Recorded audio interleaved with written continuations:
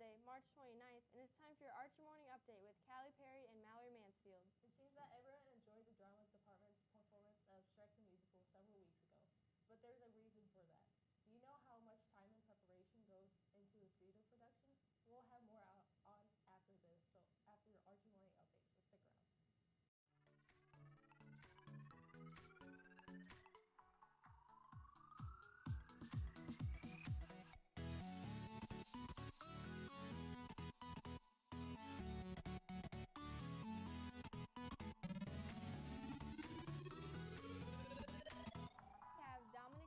And Griffin Cush from 3A to lead us in the Pledge of Allegiance. Will you please stand? I pledge allegiance to the flag of the United States of America and to the republic for which it stands, one nation, under God, indivisible, with liberty and justice for all. The Archer yearbook staff traveled to Kent State University this past weekend for the Ohio Scholastic Media Association Spring Convention. On Friday, several staff members competed in Day of Contest. Senior Erica Meyer and junior Alex Hindenley placed second in the Editor's Challenge, and freshmen Madison Bush and Chloe Saul placed first in the yearbook spread design contest. The staff attended the awards banquet on Friday evening, where they received 8 awards for entries they sent in for yearbook spread design and photography. Alex Hindenley received a Superior Award for her student life spread. The following students received excellent awards: Erica Meyer and Becca Johans for yearbook theme, Becca Johans for student life spread, Becca Johans for yearbook sports photo, Alex Hindenley for best overall coverage in a single yearbook spread. Receiving honorable mention were Becca Johans for best overall coverage in a single yearbook spread, Becca Johans for yearbook feature photo, and Madison Bush for yearbook student life copy. Students met Pulitzer Prize-winning journalist Connie Schultz and her husband, Senator Sherrod Brown, at the banquet. And most importantly, the yearbook staff received an All-Ohio plaque for the 2016 yearbook. They are the first staff to ever receive All-Ohio from OSMA. Yearbook staff member Alex Hindenling and broadcasting member Iris Sorrell were also accepted to the OSMA Student Board for our region. 11 students from across the state serve on the board. Yearbook advisor Amy Sorrell serves on the adult board. Great job to the entire yearbook staff, Mrs. Sorrell and Iris Sorrell. In district news, the first graders will be selling popcorn again on Friday for 50 cents a bag. Please bring change if you would like to buy some. The first graders will be making NICU bags for the Children's Hospital with the profits from their fundraiser. Happy birthday today to Rayleigh Franklin and 3A turning 9. Rayleigh, make sure you pick up your birthday pencil from the office. On the lunch menu for today, we're having a breaded chicken sandwich, broccoli, cauliflower dip, pineapple, milk or salad bar. On the calendar for today, middle school state assessments continue all day in the support and bus labs. Kindergarten registration and screening also continues all day today. Today is also the Paulding County Battle of the Books. We want to wish the book scavengers good luck. The team consists of 5th graders Kalia Shook, Cohen Hitzman, Aylin McMichael, and Lila Spiker, as 6th graders Ariel Snyder and Lydia Krause. These teams members should come to the library at 10:30 to prepare to leave. Mrs. Bagley will be leaving for Battle of the Books around 10:30 as well, so teachers, please do not send students to the library after that time. Again, no students to the library after 10:30 today. In prom news, there will be a prom workday for juniors this Sunday, April 1st to 4 to 6 p.m. at Courtney Smith's house. In sports news, the varsity softball team came out on top again last night, beating Hicksville 4-2. The winning pitcher was Carly Haynes. Batting for the Archers, Haynes, Becca Johans, Lindsey Bach, and Rachel Williamson all had a single. Keep up those W's, ladies. And from the science department, payment and permission slips for the trip to Chicago are due to Miss Assistant tomorrow, Thursday the 30th. What does it take to produce a show like Shrek the Musical? If you're not involved in drama, you'll probably be surprised.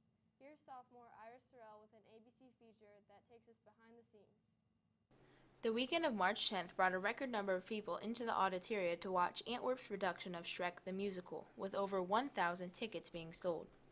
Although Shrek only took the stage on the nights of March 10th and 11th, as well as the afternoon of March 12th, the musical started for many students before Christmas break. During the week of December 12th, students who wished to be a part of the cast were required to try out by singing part of a song from the musical. They also had to read a selection from the script. On December 21st, the cast list was posted, and the troupe of Shrek was born. Senior Evan Hilton, Shrek, says that his role started for him during auditions. It started during auditions, and really it's been evolving ever since then. There was obviously the time where I was just standing up here with my book, but then that changed into wearing the full costume, and then into wearing like the face mask and all that, and it's been very different. Each time I kind of add something new. Students began practicing in January. Initial practices started with the characters from each scene reading their scripts. Cast members then began adding more details into their parts. These included songs, choreography, stage direction, hand motions, and expressions. After a few weeks of practices, cast members put down their scripts and began practicing by memory. At the same time, many of the cast members, directors, and others were creating set pieces and props. They were also making and assembling costumes to allow the world of fairy tale creatures, dragons, and princesses to awaken on stage. In order to come to life, the musical required many intricate set pieces and props, including a large dragon head, several towers, and a turntable. All of the set pieces were made specifically for Antwerp's show. Cord Earhart, teacher and director, was the head of much of the set creation. With the help of his 5th period Engineering Your Future class, his father, Matt Stiebling, Brandon Shar, and over 170 hours, castles, cookie sheets, cottages, trees, and outhouses were all stage ready. Of these, Earhart says that the most difficult piece to make was the turntable. However, he's glad that it will be available for future shows. Because 34 characters in the production were puppets, dragons, ducklings, and pigs rather than humans, costumes were certainly specific, inventive, and vital. Many cast members sported noses, snouts, and ears of animals. Others took on fake legs, stomachs, and faces. Many students had multiple costumes for the show, like junior Courtney Smith, who had 5 roles. While some costumes were rented from other schools or bought, Corey Earhart, Laura Bush, Jodie Polson, Myra Milligan, and Michelle Dooley assembled and made many of the others. Makeup and hair were just as important as the costumes and the transformations of Antwerp students to the various creatures of Shrek. Some cast members needed minimal makeup to fulfill their roles, but others, like Junior Spencer Sells as the Mad Hatter and Senior Becca Johans as Pinocchio, needed a full face of makeup as well as a wig. The transformations of seniors Evan Hilton and Mariah Elkins to ogres Shrek and Fiona were 2 of the larger and more crucial makeovers. Hilton's makeover took nearly 10 minutes, while Elkins took only about 1. First, we get to practice early, about half an hour or so, and I put on my fat suit, and I change my pants, and I throw on my overshirt, and then I have my vest. First I do my head, because that's the hardest part to get on after all my other clothes. And then I put on my hands, because after that I'm useless. There's also the makeup part of it, which Mrs. Steiner does. While the cast prepared to take stage, there were also many preparations necessary behind the curtain and in the tech booth. Cord Earhart, senior Hayden Sprin, sophomore Brayton Stuckey, freshman Aaliyah Klein, and 8th grader Rylan Brooks worked as a stage crew. 8th grader Emily Sanders and 5th grader Miranda Brooks managed the props, and Sam Smith, freshman Melanie Wan, and senior Josh Ehlinger took care of the lights and sound. Those working behind the scenes during the show had to work carefully to meet the cues of lights, microphones, music, curtains, and scene changes. The crew was vital to the fluidity of the show. Altogether, the production costed about $7,000, with a sale of 1,223 tickets, a successful show, and a full house 2 nights. The production easily broke even, leaving the cast members, directors, crew, and the audience excited for what next year's musical will bring.